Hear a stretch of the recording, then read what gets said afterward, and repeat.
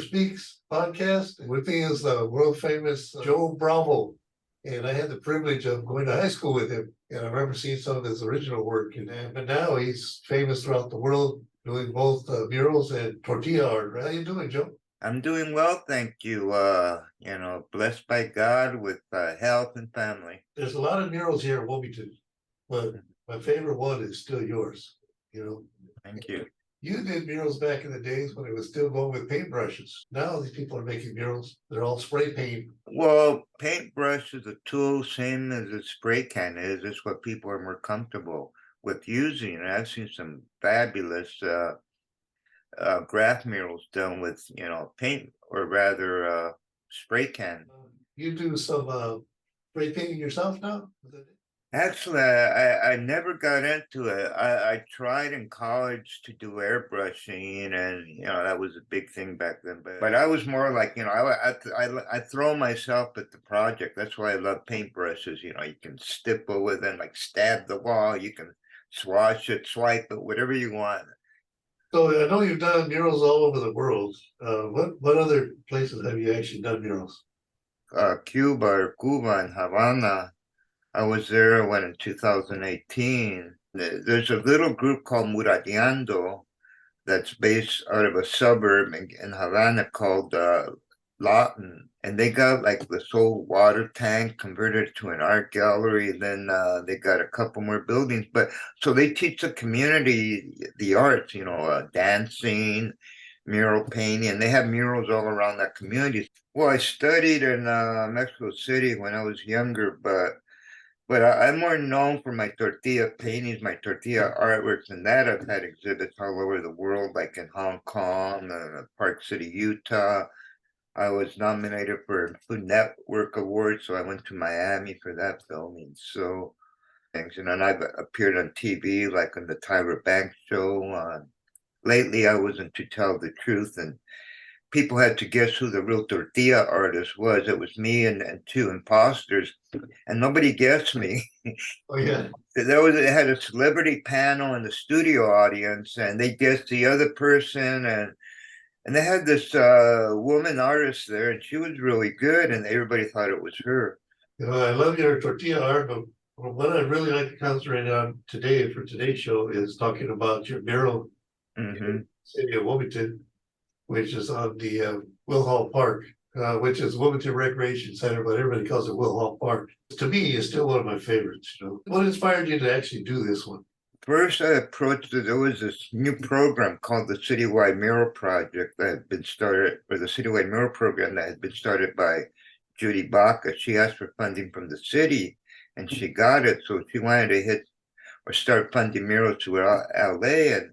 And when I approached her, she said, "Where are you from?" I said, "Well, Wilmington." She goes, "Well, there's no artist that we know of down there. Would you like to do a mural?" And she suggested the Will Hall.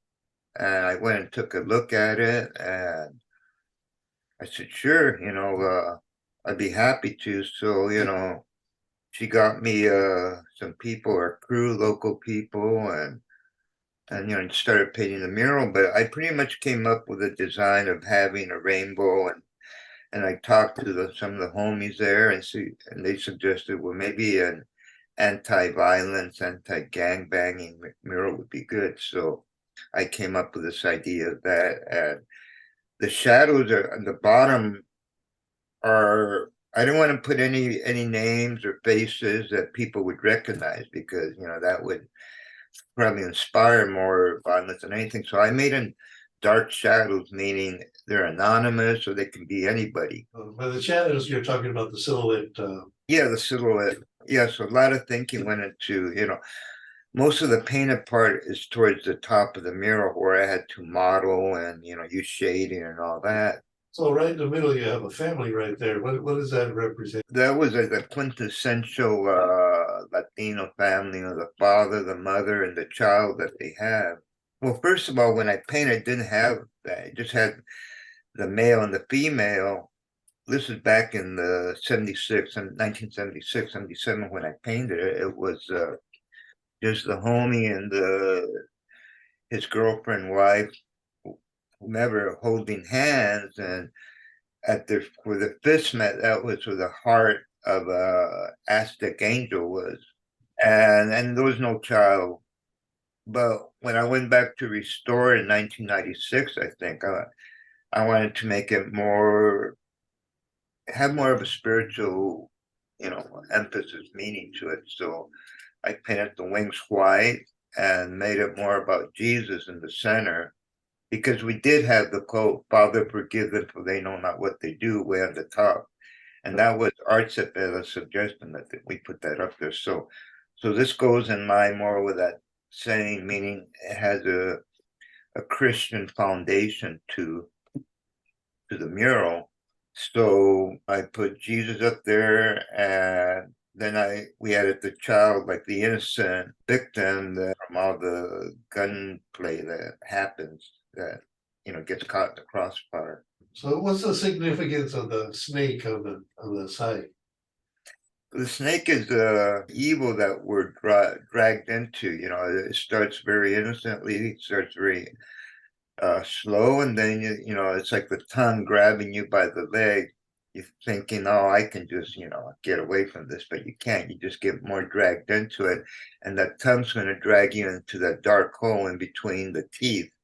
All the silhouettes, they represent really violence, gang violence. So it's like the evil, the snake dragging them into the abyss with him. Then on the opposite side, you have a quote there from the Bible, right? Or peace, and the doves there. What does that represent? And that's the best image I can use to represent peace. We all think of the dove as peace. As human beings, we're all always suspicious of people that aren't like us, that don't speak the same language or have the same customs or culture. And right away, we get like, "Where are you from?"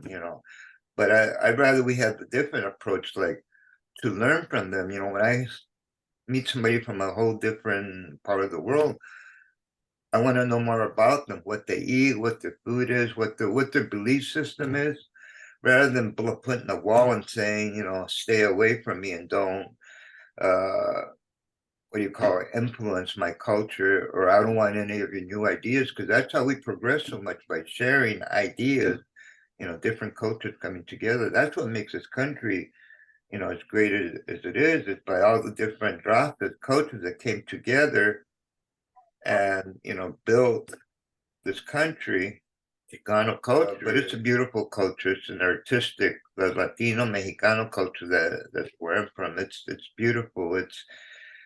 I can't think of any culture that's as artistic, as creative as ours. Yeah, other cultures in the Far East, all over the world, they have beautiful artistic traditions, but everything that Latinos find, like, we paint and we make an art out of it. That's in a way how I came about to painting on tortillas too.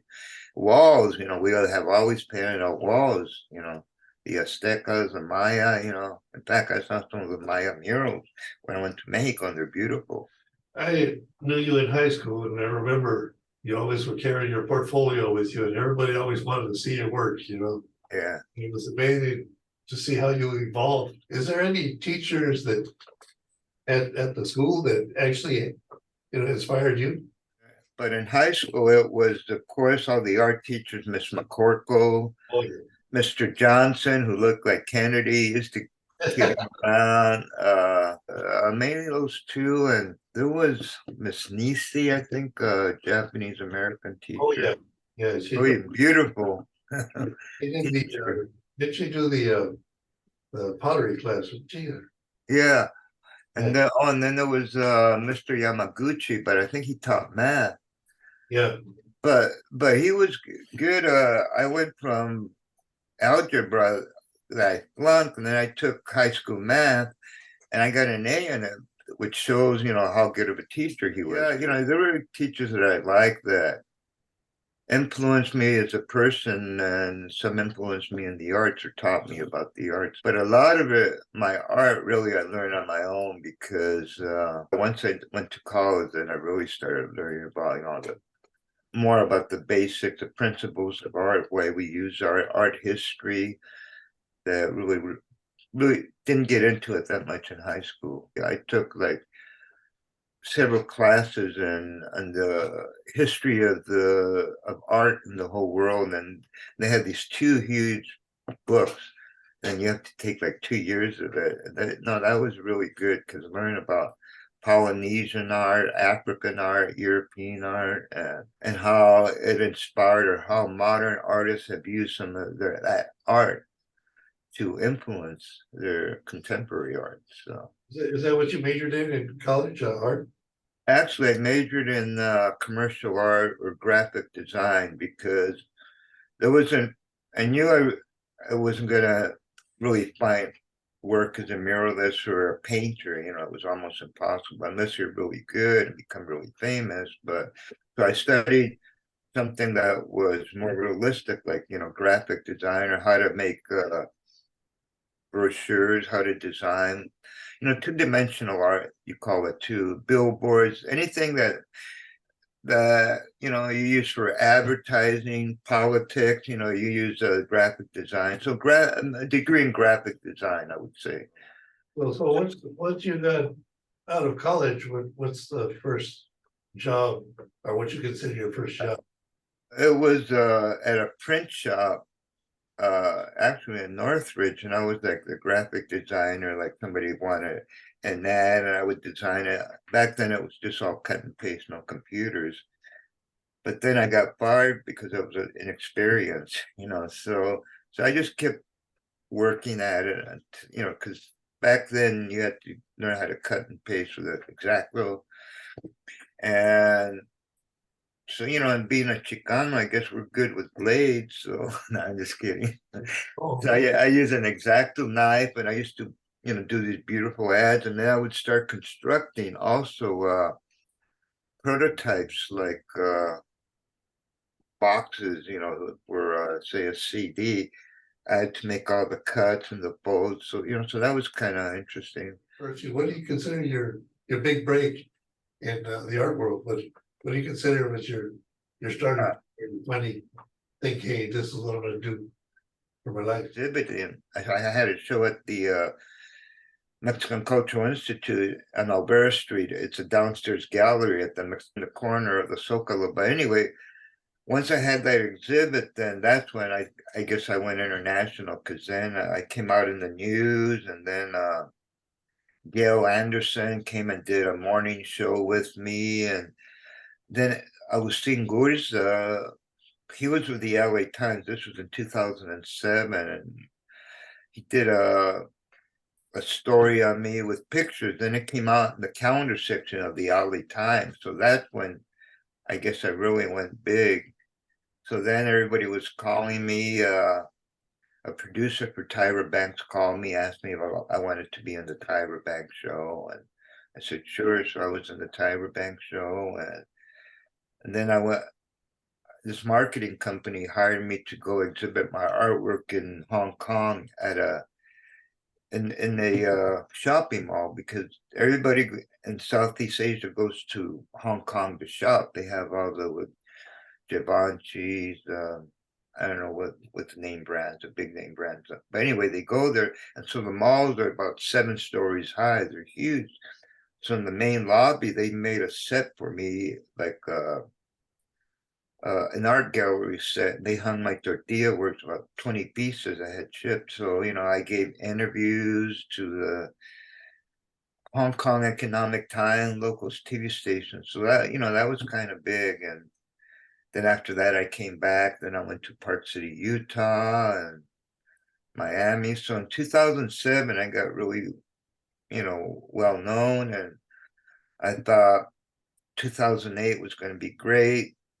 But then the stock market crashed, and nobody was buying anything, buying art or offering shows. So, I went back to painting or doing my artwork and murals too. Joe, we're running out of time here, but I would like to ask you one question. If you could go back to that Joe from high school, knowing what you know now, what kind of advice would you give him?